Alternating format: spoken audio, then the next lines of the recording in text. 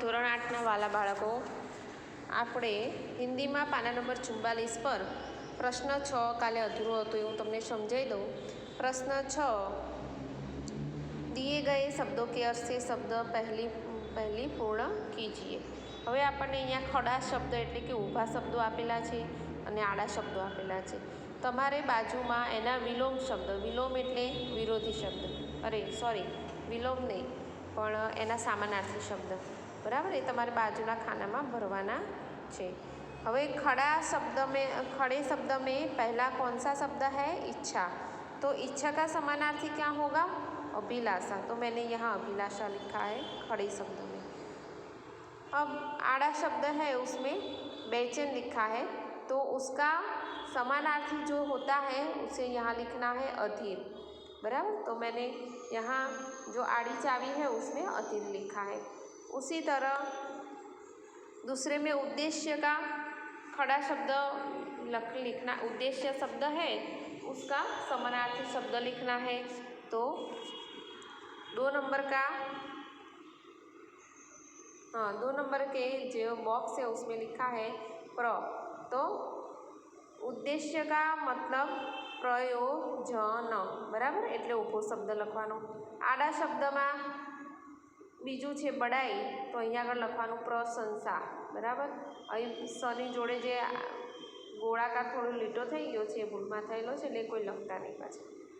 ચલો, હવે 3જો નંબર છે, એમાં ખડા શબ્દમાં છે અચાનક, બરાબર, અને આડા શબ્દમાં છે સત્ય. તો આપણે 3 નંબરમાં જોઈશું તો આડામાં છે એ સચ આવશે અને ઊભામાં શું આવશે? અચાનક એટલે સહસા, બરાબર. એવી રીતે જ આપણે 4થો નંબર જોઈશું. 4થા નંબરની અંદર છે દયા, ઊભા ખડા શબ્દ છે એમાં છે દયા અને આડા શબ્દમાં છે નભ, બરાબર. ચલો, તો હવે એ જોઈશું આપણે. દયાનું શું થશે? કરુણા, બરાબર. અને 5મામાં પછી નભ એટલે શું થશે? ગગન. નભ એટલે શું થશે? ગગન.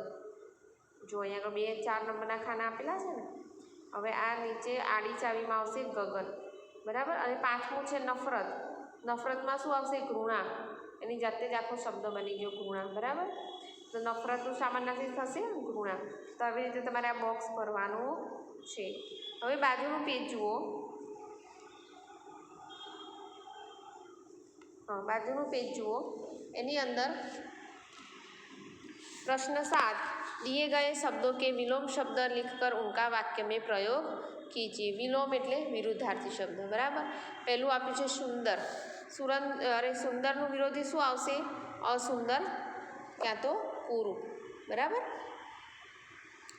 તો હવે આપણે એનું વાક્ય બનાવીએ. વિલોમ શબ્દનું આપણે વાક્ય બનાવીએ તો શું થશે? उनके नौकर का चेहरा असुंदर था, कुरूप था, ऐसा भी बोल सकते हैं. दूसरा है जमीन, तो उसका समानार्थी क्या आएगा? आसमान, बराबर. तो आसमान, तो हम वाक्य बनाएंगे नीला आसमान देखकर हम सब खुश हो जाते हैं. तीसरा है संध्या, तो संध्या का क्या आएगा? उषा. उषा की लालियाँ दर्शनीय है. गरीब, तो શું આવશે? अमीर. तो वह कलाकार बहुत अमीर था. 5મું છે વિશ્વાસ, તો એનું આવશે વિલોમ શબ્દમાં અવિશ્વાસ. એનું વાક્ય થશે શેઠાની કો નોકર પર અવિશ્વાસ था. હવે જુઓ प्रश्न 8, दिए गए शब्दों में उचित उपसर्ग जोड़कर नए शब्द बनाइए.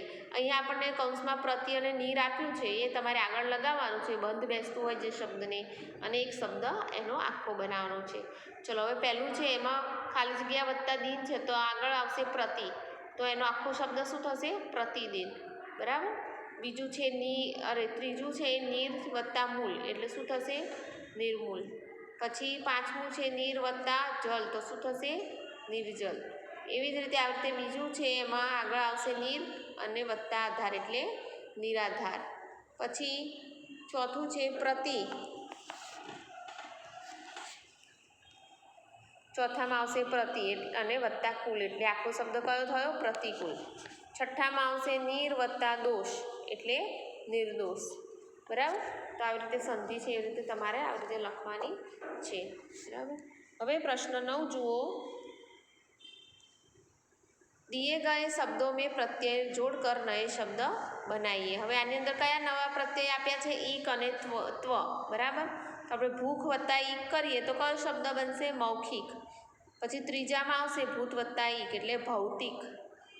પાંચમામાં આવશે સમાજ વત્તા ઈક એટલે સામાજિક. પછી બીજામાં આવશે મનુષ્ય એટલે મનુષ્ય વત્તા ત્વ એટલે મનુષ્યત્વ. ચોથામાં મમ વત્તા ત્વ એટલે મમત્વ.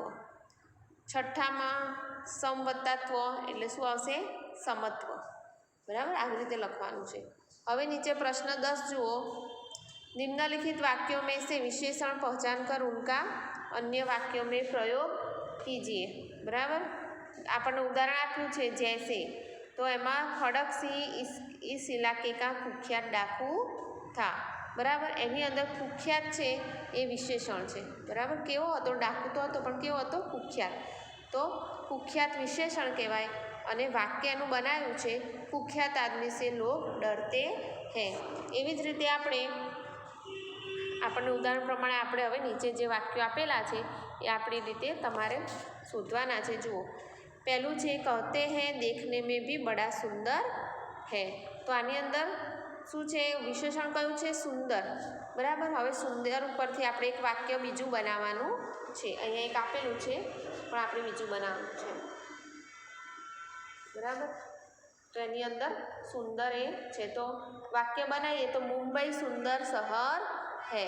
दूसरा है परंतु ऐसा बाका घोड़ा उसकी आँखों से कभी न गुजरा था. તો ઘોડો હતો પણ કેવો હતો? બાકા.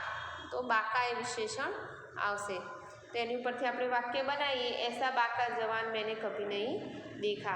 तीसरा है बाबा भारती ने ठंडे जल से स्नान किया. इसमें विशेषण क्या होगा? ठंडे. એની પરથી આપણે વાક્ય બનાવવાનું हमने गंगा नदी के ठंडे जल में स्नान किया. પછી છે प्यारे. अपने प्यारे घोड़े से लिपट कर रोने लगे. बराबर? तो अपने प्यारे भाई से लिपट कर रोने लगे. પાંચમું છે बाबा भारती प्रसिद्ध साधु थे. તો એની ઉપરથી આપણે પ્રસિદ્ધ છે એ વિશેષણ છે. બરાબર? જેમ ચોથામાં પ્યારે. બરાબર? પાંચમામાં પ્રસિદ્ધ એ વિશેષણ છે અને એ વિશેષણ ઉપરથી આપણે બીજું વાક્ય બનાવીશું તો સચિન તેંડુલકર પ્રસિદ્ધ ખિલાડી હે. ઓર તમે બીજા અન્ય પણ વાક્ય બનાવી શકો છો આના સિવાય. બરાબર? અમિતાભ બચ્ચન પ્રસિદ્ધ હિન્દી કલાકાર હે. બરાબર? આવી રીતે તમે અન્ય વાક્ય પણ બનાવી શકો છો. બરાબર? હવે આપણે અહીં આગળ પાઠ 7નું સંપૂર્ણ સ્વાધ્યાય અભ્યાસ થઈ ગયો છે. એ તમારે નોટમાં બધો લખવાનો છે. સ્કૂલ ચાલુ થશે એ પછી તમારું હોમવર્ક બાકી ન હોવું જોઈએ. તમારે બધાએ હોમવર્ક પૂરું કરવાનું છે. સોમવારથી આપણી સ્કૂલ ચાલુ થાય છે. પહેલાં હોમવર્ક ચેક કરવામાં આવશે પછી આગળ ભણાવવામાં આવશે. બરાબર? એટલે બધું સુંદર અક્ષરે પૂરું કરજો. બાય.